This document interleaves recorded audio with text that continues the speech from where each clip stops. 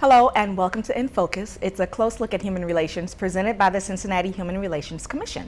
I am your host, Chris Stiles, and today we are more than happy to welcome an organization that is focusing on revitalizing one of the city's most historic and resourceful neighborhoods. So I'd like to welcome to InFocus today the Walnut Hills Redevelopment Foundation. Hi.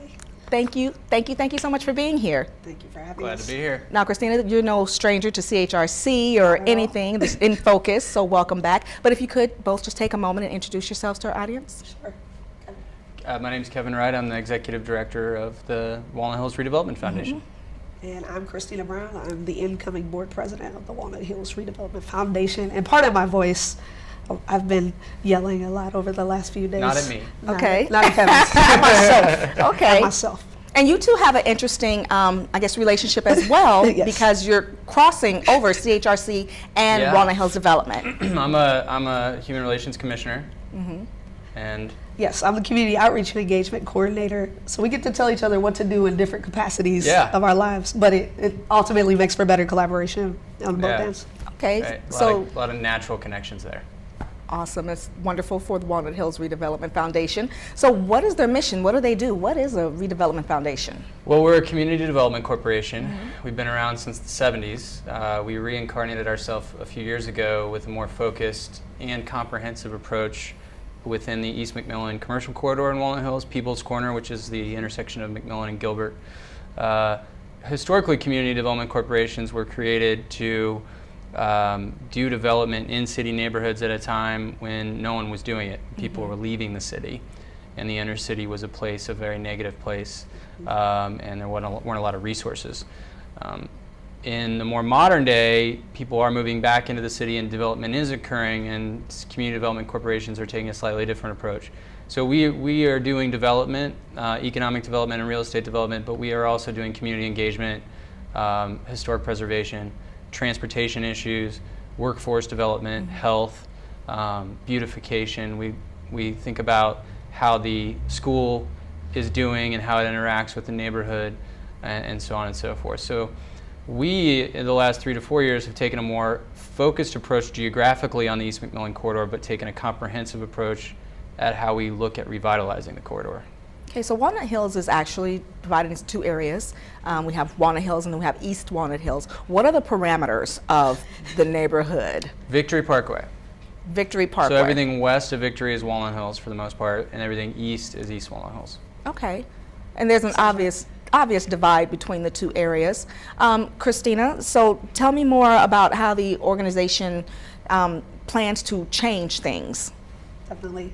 So there's the physical redevelopment that Kevin talks about, but then there's the comprehensive that he also mentioned. So I think what we're looking at is the quality of life of the residents who have historically resided in the neighborhood and how to integrate new neighbors into that. So we're looking at placemaking. I stole that word from Kevin. We're looking at placemaking, using places as a way to bring people together across social boundaries, and improve our neighborhood comprehensively. So, for instance, Fireside Pizza is a great example. It was a vacant firehouse. It's the oldest firehouse in the city. And during one of our beer gardens, is that right? There was a. Did you say beer garden? Beer garden, yes. So okay. There's so many backstories. Sorry. So when Kevin came on board, he found this vacant space located in behind some old buildings, and it looks like there used to be a lot of life back there, but it was blight. There was a car parked back there, heightened weeds, probably everything you would be afraid of, but there were 5 alleys that led to the space. So he, alongside one of our former community organizers, I suppose, took an interest in that space and used the neighborhood volunteers to clear that space out and take control of the land.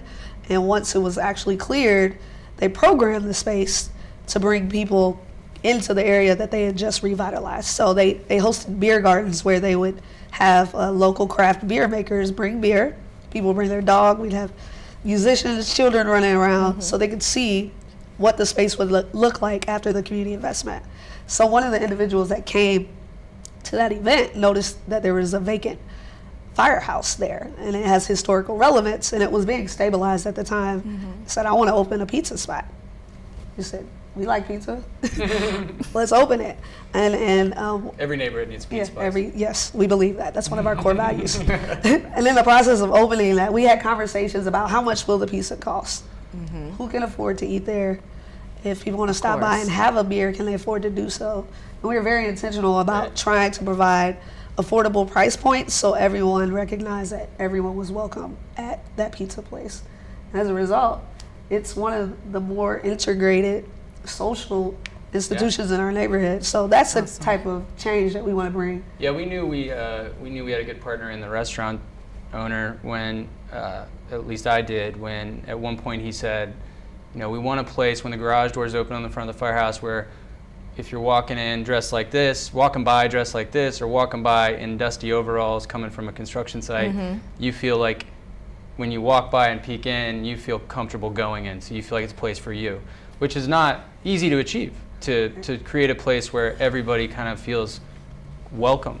And then they did a really good job with that. So you can get, at Fireside Pizza, you can get a cheese, like a small personal cheese pizza and a beer for like $6 or $7. Okay. So they have beers that priced at $2, $1.50, all the way up to $5, $6, and they have, you know, small pizzas and big pizzas, and it's really good food, and it's been a success.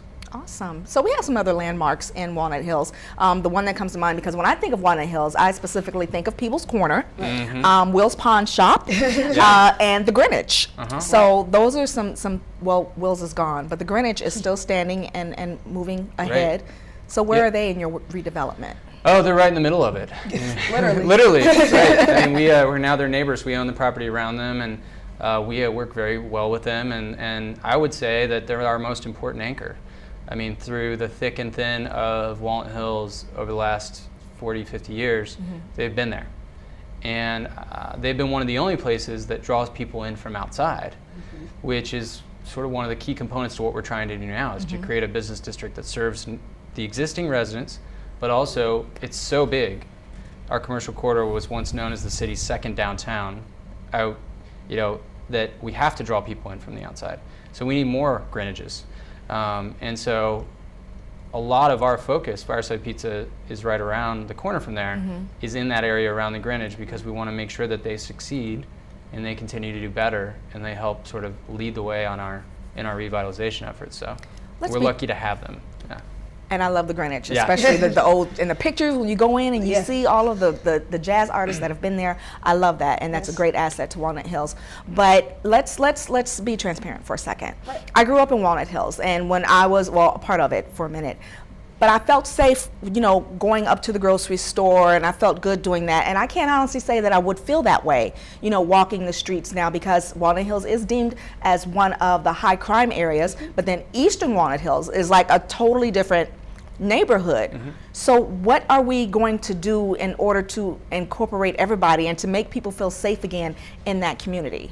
That's a great question. I think when Kevin came along, that was one of the first things he recognized. So there's safety in terms of people actually feeling safe in an area, and then there's perception, right? So we're really big partners with District 4 in terms of addressing quality of life crimes like littering, blight, that affect people's perception of safety. But then there's actual crime that we work intentionally with our neighborhood officers to address as well. We just went through a series of listening sessions where we held 5 3-hour? Around 3 hours. 5 3-hour facilitated conversations with representatives from throughout our neighborhood. So if you work, live, play, or prayed in Walnut Hills, we wanted you to come tell us what were your biggest concerns about the neighborhood, whether it's safety, access to healthy food, work development, gentrification. We wanted to hear that. And then what would you like to see happen as a result of some of your concerns? And we heard safety. I think that was one of the top. One of the top. Everybody wants a safe neighborhood. You know, there's no question about it, regardless of your income level, your race, how long you've been there. If you live somewhere, you want to feel safe. I think that that's across the board a need and a want, and something that people can come together around. She's right, though, that we feel, you know, in some ways we feel like the Cincinnati Police Department, when it comes to more serious crimes, that we leave that to them. You know, it's not to say we don't participate in it, but shootings, drugs, things like Right. that. That's their bread and butter. I mean, that's why they exist. The quality of life stuff, we've tried to take, with beautification, graffiti removal, things like that. We've tried to use that as a way to engage the community around change. So we've taken more of a personal stake in that because we can control that. And it really is perception in some cases. If you see graffiti and you see trash, then it doesn't seem like a place that someone cares about, Exactly. and then therefore doesn't feel like a place you should walk through. Right. So we primarily are the real estate and economic development agency for the neighborhood, but we're community based. So we want businesses to move in and thrive. We want people to want to live on East McMillan and walk places. So we have a vested interest in that. But we're a nonprofit developer who's community based. So we also have an interest in the community participating in the change, the existing community. Yes. So there are ways, certain ways to where you have crossover, and you can create, you can solve some of those quality of life issues by engaging the community around them in the areas where redevelopment's occurring, and maybe add on to that events like the beer gardens or the Cincinnati Street Food Festival St. James. and the St. James Cut Through. And then people, as a project's under construction, they don't wake up one day and just think that their neighborhood has changed out from underneath them. They actually engage in the change and help make it happen. Yeah, we So that- talked about yeah. that, and I thought that was really good. Could you just be a little more specific in that, and ways that the community can actually participate in Yeah. building their community and bringing other people in and making people want to stroll through Walnut Hills? Well, absolutely, yeah. And I think one of the key components is it needs to be fun and creative, because a happy neighborhood is a healthy neighborhood. So we don't expect people to come up and just fill out a form necessarily, or we try to make the listening sessions as fun as they could be. So we try to make parties out of it, or we try to make fun, engaging events out of it. As an example, the beer gardens were one, but we just moved offices. In order to make our office, which is right across from the Kroger, more engaging, we are putting stickers up on the window that say, "I want blank in my neighborhood." And people can literally walk right up to our storefront window and tell us. And so there are ways to take spaces that are uninviting and to make them places that people want to go to or pass through. And within the sort of manifestation of creating place, you can provide opportunities for people to actually engage with the place. And so we're constantly trying to think of creative ways to do that. And I think the biggest change that we've made as an organization in the last 3 years is to be really focused. So looking at one corner of one intersection, saying we're going to redevelop those buildings. What else can we do to create a place? What else can we do to engage the community in this corner? And so on and so forth. I think the sales corner is a perfect example of what you're striving for. Is that correct? What you're shooting for the rest of Walnut Hills as you build that up? In terms of quality of life, in terms of walkability and safety, and livability, absolutely. I think that there is a distinct difference between the two neighborhoods demographically, and there always has been for the most part. So I think diversity is a value, and inclusion is a value in Walnut Hills that is very strong. All right. And it's literally written on the sign when you drive in the neighborhood, diverse neighborhood since 1800. So that kind of goes both ways. It means that the vision, the finished product, the community sees as a place where there's a mix of cultures, of economics and race, All right. thriving in a safe place like that. Well, let's touch on that a little bit more after the break. So please stay with us as we bring you more in focus with the Walnut Hills Development Foundation.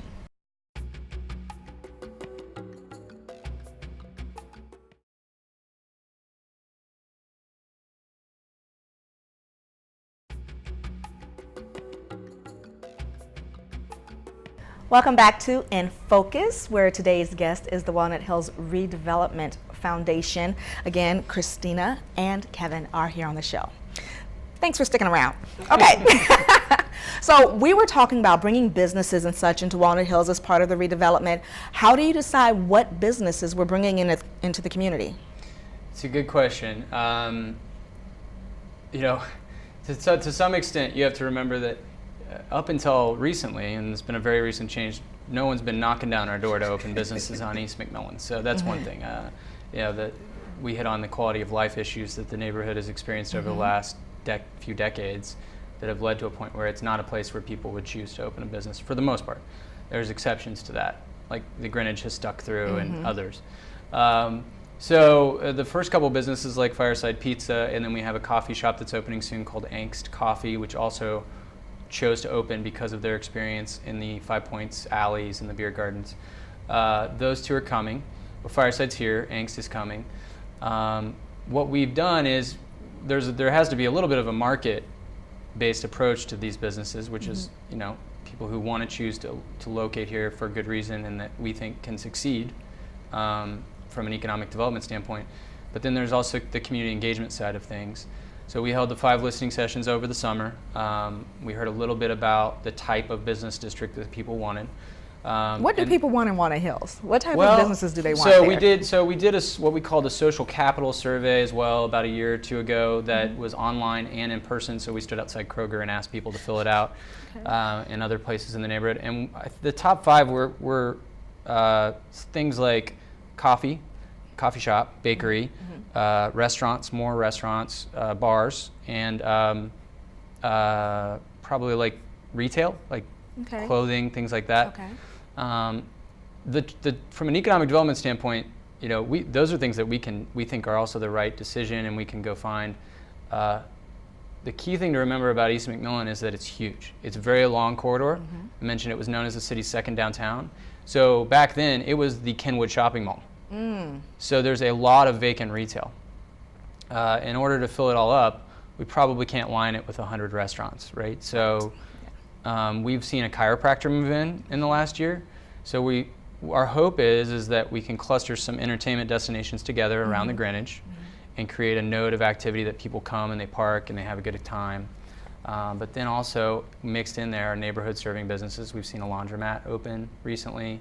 And so things like that neighborhood residents can actually come and use as well. So. Are we looking for mom and pop things? I mean, are we keeping it in the community where the community owns the business, someone in the community owns the business where they can develop relationships with the people who shop there? Are we? Definitely. That's been the experience so far. Yes. And we would love to see that continue. The owners of the brew house live in the neighborhood. The owner of Parkside Cafe lives in the neighborhood. Angst guy is going to own Angst Coffee, lives in Mount Auburn, which is nearby. So yeah, that's our hope. Okay. We're not getting a lot of chains knocking down our door right now. So if they start knocking down our door, then we'll have to really have a discussion about that. But it'll always be a community discussion with us. One of our values in focus areas is civic dialogue, and we were created in the community vision, and a lot of the community council and business group members are on our board, so it's always collaborative. So keeping everybody involved, we are in a day and age of technology. Yes. So talk to me about hashtag We Are Walnut Hills. The Twitter machine? Is that what it's called? Twitterati. Twitter. So, as Kevin has said, a lot has happened in the last, 3 years? Yeah. A lot. He went from working out of a restaurant to moving into his second office with a full staff. And in that process, we've been very intentional about trying to capture the historical representation of the neighborhood with the current change. So one obvious way to do that in today's era is by using social media. So we talked about how do we get people to change their perception about the neighborhood? Like, what is Walnut Hills in terms of its people, whether they work there, live there, play or pray there? And how do we engage people who interact with the neighborhood? And that hashtag sort of became a brainchild of one of the former board members who wanted to capture more of different people's day-to-day interactions with the neighborhood. So, good and bad. Yeah, good. that was we wanted to be an honest representation. Yeah. So it started off with just staff members taking pictures of maybe buildings that were just closed on or views of the neighborhood, but it's sort of evolved into people who come to the street food fest saying, "Oh, I've never seen this before. Oh, we are Walnut Hills." Now they are part of Walnut Hills. So we're hoping that we're able to capture the various images of the people who live in Walnut Hills and the places so we can understand, or so we can capture that we're a community as opposed to, something you just drive through because people are afraid to stop and look. So yeah, we wanted it to be very human. We think community is first and foremost people. I mean, the neighborhood has a great history and great buildings, and we're part of redeveloping those buildings, and they're really cool buildings, right? But and you can put, what's great about the hashtag is you can post a picture of a building and say we are Walnut Hills, but we chose we as opposed to it or this or whatever. Or I am in Walnut Hills. Right, because we wanted people to post selfies maybe. We had a selfie debate earlier. The great selfie debate. But no, pictures of themselves, you know, I mean, communities made up of families and people and churches and schools, and you're right, before we converted McMillan to two-way, it felt like a place that was passed through. But in reality, it's a place where people go to church and live and go to school and eat, and it's a community of people. Well, let's talk about the street festivals as you talk about the eating and going through and bringing people to Walnut Hills.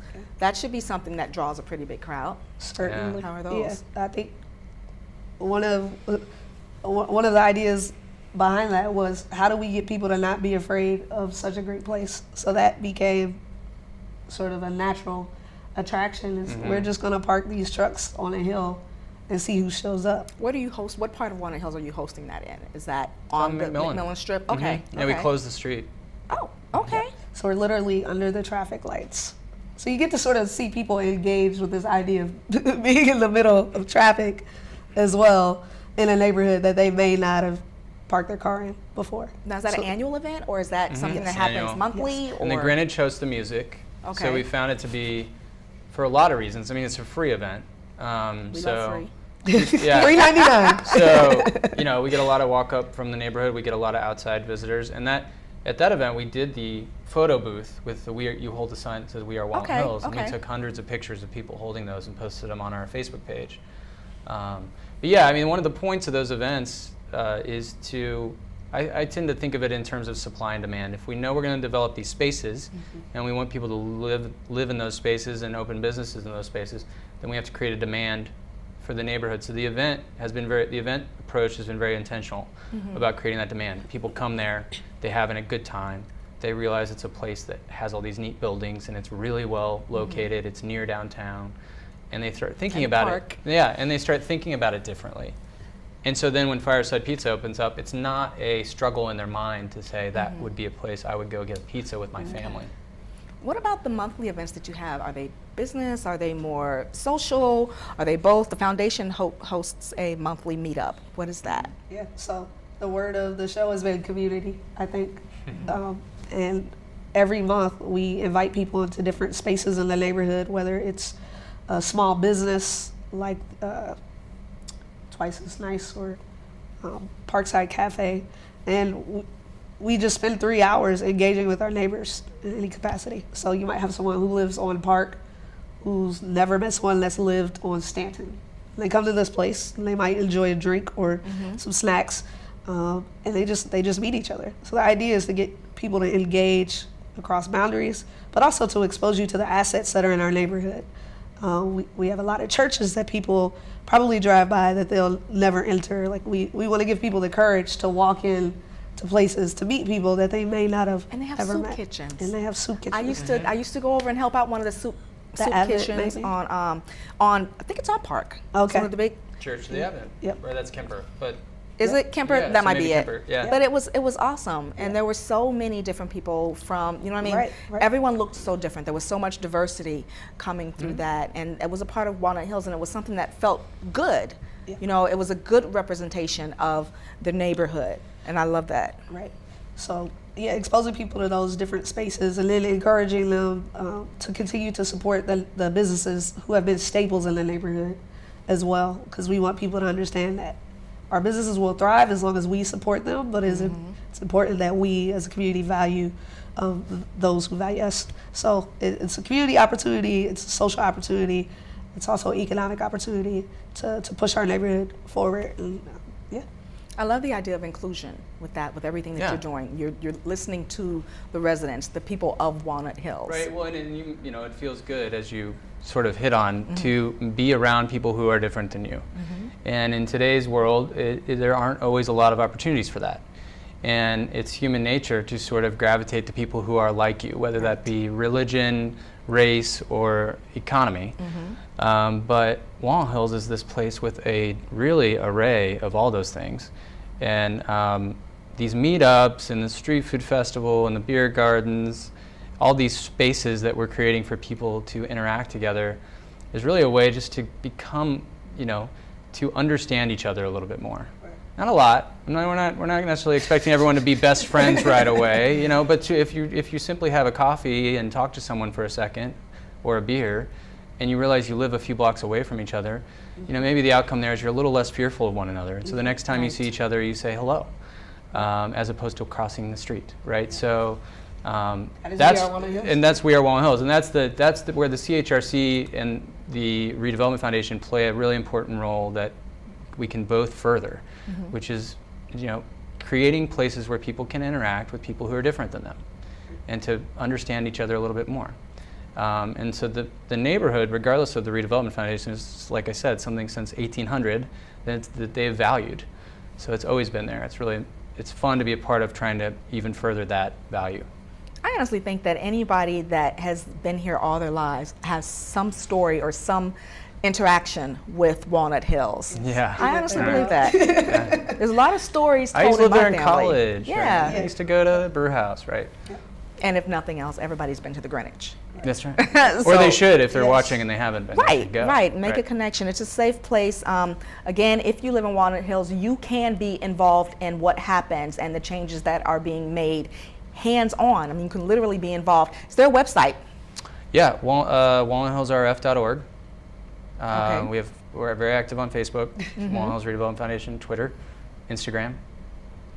Search the hashtag. Search the hashtag. I don't know how to do that. I we'll need to show listen. you. Okay, you'll show me how. We Are Walnut Hills. Okay, and remember. We'll take a picture and hashtag it before we leave. Awesome. That sounds That's a good. good idea. And you have a window where people can come and write what they want in their neighborhood. Literally, just walk up. Yeah. So I love that. Where is that? Right across from Kroger's? Our office is at 915 East McMillan. We just moved in. It still has an awning that says it's a tax service Okay. place. We're creative. It's right across from CVS. Okay. So no need to bring your W-2. Yeah. We're not a tax service place anymore. There you But have you can come it. talk to us. There you have it. Walnut Hills Redevelopment Foundation right here on InFocus. Thanks so much for watching.